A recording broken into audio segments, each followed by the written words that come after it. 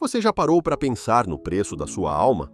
Parece uma pergunta extrema, eu sei, mas a história da humanidade está manchada por momentos em que homens e mulheres trocaram princípios eternos, famílias, saúde e até a própria vida por moedas de prata ou ouro. A Bíblia, muito mais do que um livro religioso, é um registro cru e realista da natureza humana. E ela nos mostra que, muitas vezes, a ruína não começa com um grande crime, mas com um pequeno desejo, a cobiça. O texto bíblico diz claramente que o amor ao dinheiro é a raiz de todos os tipos de males. E hoje, nós vamos investigar a vida de 5 pessoas que provaram o gosto amargo dessa verdade. 5 biografias, 5 destinos trágicos e um único motivo: o dinheiro.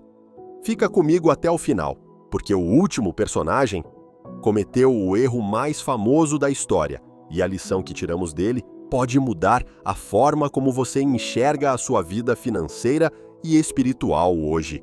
Vamos começar nossa jornada voltando no tempo, para uma época de conquistas e batalhas. O povo de Israel tinha acabado de presenciar um milagre estrondoso: a queda das muralhas de Jericó. A ordem de Deus era clara: tudo naquela cidade era anátema, ou seja, proibido. Ninguém deveria pegar despojos de guerra para si. Tudo deveria ser destruído ou consagrado ao tesouro sagrado. Mas um homem chamado Acã viu algo que brilhou aos seus olhos. Em meio aos escombros e à poeira da batalha, enquanto todos estavam focados na vitória coletiva, Acã viu uma capa babilônica de excelente qualidade, 200 siclos de prata e uma barra de ouro. A Bíblia é muito específica ao descrever o processo mental dele. Ele diz: "Eu vi, cobicei e tomei." Perceba a sequência: a visão gera a cobiça e a cobiça gera a ação. Acã pegou aquele tesouro e o escondeu debaixo da sua tenda, enterrado no chão. Ele achou que ninguém saberia. Ele achou que o segredo estava seguro, mas o dinheiro sujo tem um peso espiritual. Na batalha seguinte, contra a pequena cidade de Ai, Israel sofreu uma derrota humilhante. Soldados morreram. O líder Josué rasgou suas vestes, sem entender o que havia acontecido. Foi então que a verdade veio à tona. A ganância de um único homem comprometeu uma nação inteira. Quando Acã foi descoberto, ele confessou, mas já era tarde para evitar as consequências.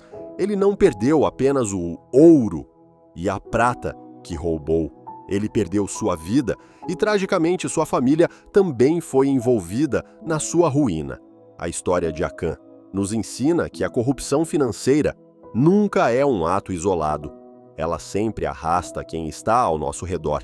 Ele trocou a proteção divina e o futuro de sua linhagem por uma roupa bonita e um pouco de ouro que ele sequer pôde gastar. Avançando na história, encontramos um personagem muito mais complexo e perigoso: Balaão. Diferente de Acã, que era um soldado comum, Balaão era um profeta. Ele tinha acesso a Deus, tinha dons espirituais, tinha prestígio. Mas Balaão tinha um ponto fraco: ele gostava de ser recompensado pelos seus serviços. Quando o rei Balaque, inimigo de Israel, viu o povo de Deus avançando, ele enviou mensageiros a Balaão com uma proposta indecente: "Venha e amaldiçoe este povo para mim, e eu te darei grandes honras e riquezas."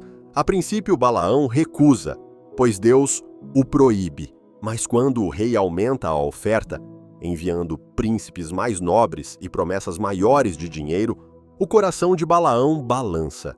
Ele tenta negociar com Deus, tenta encontrar uma brecha para ganhar aquele dinheiro. A obsessão de Balaão pelo lucro era tamanha que ele não percebeu o óbvio. Até sua jumenta viu o anjo do Senhor com a espada desembainhada no caminho. Mas o profeta, cego pela ganância, não viu nada. Embora ele não tenha conseguido amaldiçoar Israel diretamente com palavras, porque Deus transformou a maldição em bênção, a ganância de Balaão o levou a dar um conselho terrível ao rei inimigo. Se você não pode vencê-los na batalha, corrompa-os com o pecado. Balaão ensinou o inimigo a seduzir Israel. Ele vendeu sua sabedoria, vendeu sua integridade profética. No final, Balaão morreu à espada durante uma batalha, lembrado para sempre no Novo Testamento, não como um grande profeta, mas como o exemplo máximo de alguém que amou o prêmio da injustiça. Ele nos mostra que talentos e dons, quando prostituídos pelo dinheiro, tornam-se nossa própria armadilha.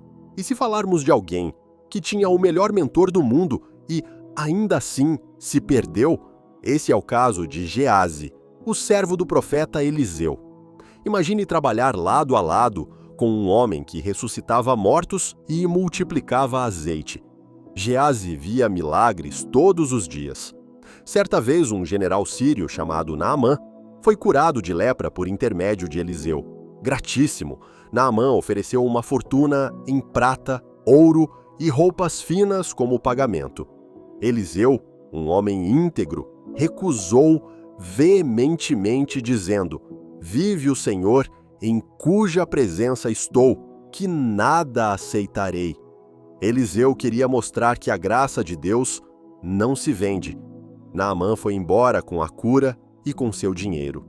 Mas Geazi olhou para aquela caravana, se afastando, e pensou: "Meu senhor poupou este sírio. Eu vou correr atrás dele e pegar alguma coisa." Veja a loucura da ganância. Geazi correu atrás do general, inventou uma mentira deslavada, dizendo que haviam chegado 2 jovens profetas que precisavam de ajuda, e pediu prata e roupas. Naamã, generoso, deu até mais do que ele pediu. Geazi voltou, escondeu o dinheiro em casa e se apresentou diante de Eliseu com a cara mais lavada do mundo. Eliseu perguntou: "De onde vens, Geazi?" Ele respondeu: "Teu servo não foi a lugar nenhum." Naquele momento, Eliseu revelou que seu espírito estava lá quando Geazi tomou o dinheiro. E a sentença foi terrível. A lepra de Naamã se pegará a ti e a tua descendência para sempre. Geazi saiu dali leproso, branco como a neve. Ele ganhou a prata, mas perdeu a saúde e o seu lugar na história como sucessor de um grande profeta. Ele trocou o legado espiritual pelo lucro imediato. Quantas vezes, hoje em dia, vemos pessoas trocando uma carreira ética, um ministério ou uma reputação de anos por um ganho rápido e ilícito? A síndrome de Geazi ainda é muito real. Agora vamos entrar no Novo Testamento, em um cenário onde a igreja estava nascendo e a generosidade era a marca registrada. Havia um casal, Ananias e Safira. Eles viam pessoas como Barnabé vendendo terras e doando tudo aos apóstolos, sendo reconhecidos por sua bondade. Ananias e Safira queriam esse reconhecimento, queriam os aplausos, mas não queriam pagar o preço total. Eles venderam uma propriedade, mas, em comum acordo, retiveram parte do dinheiro para si e levaram o restante aos pés dos apóstolos, fingindo que aquilo era o valor total. Entenda bem, o pecado deles não foi ficar com parte do dinheiro. Pedro deixa claro que o terreno era deles, e o dinheiro também. O pecado foi a hipocrisia, a mentira motivada pelo amor ao dinheiro e à imagem pública. Eles queriam parecer mais generosos do que eram. Quando Ananias entregou a oferta, Pedro, cheio do Espírito Santo, confrontou-o. "Por que encheu Satanás o teu coração, para que mentisses ao Espírito Santo?" Ao ouvir isso, Ananias caiu morto instantaneamente. Horas depois, sua esposa Safira chegou, sustentou a mesma mentira e teve o mesmo destino. Foram sepultados no mesmo dia. Eles perderam a vida física e a oportunidade de fazer parte daquele mover incrível da igreja primitiva. Tudo porque queriam manipular a percepção das pessoas sobre sua generosidade. O dinheiro, para eles, era uma ferramenta de vaidade, e essa vaidade custou-lhes tudo. E finalmente chegamos à história mais conhecida e talvez a mais dolorosa de todas. A história de um homem que caminhou com Jesus, comeu com ele, viu os cegos enxergarem e os mortos levantarem. Judas Iscariotes. Muitas vezes, nós demonizamos Judas como um monstro desde o nascimento. Mas esquecemos que ele foi escolhido por Jesus. Ele era o tesoureiro do grupo. E a Bíblia nos dá uma pista sutil em João 12, dizendo que ele era ladrão e costumava tirar o que se colocava na bolsa de ofertas.